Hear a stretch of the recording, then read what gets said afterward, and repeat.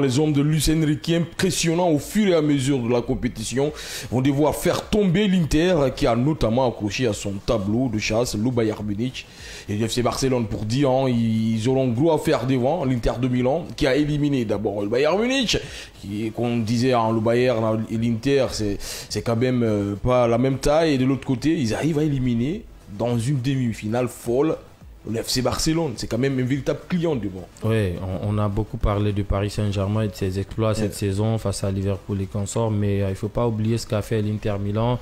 Déjà, ils ont terminé dans les 4 premiers lors de la phase régulière, pardon.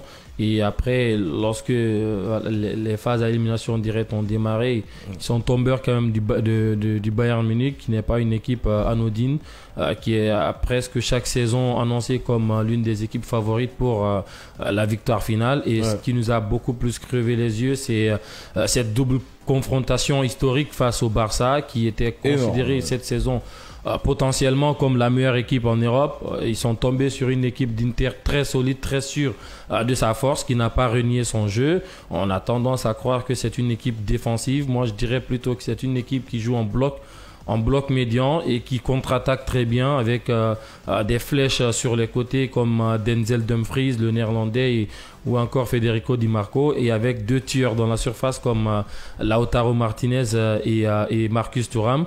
Ça va être un match un petit peu une opposition de style, parce que l'Inter Milan, c'est cette fameuse défense à 3 avec des pistons qui vont très vite, des joueurs au milieu de terrain capables de tous jouer le même rôle. Barella, Çalhanoğlu, Mkhitaryan, c'est presque tous des milieux relayeurs qui sont capables de tenir le ballon, de courir ensemble. Ça va être un match compliqué, et l'expérience de l'Inter pourrait aussi jouer, parce que c'est une équipe qui a mûri depuis quelques saisons. Ils sont déjà champions d'Italie à 2 reprises, si je ne m'abuse.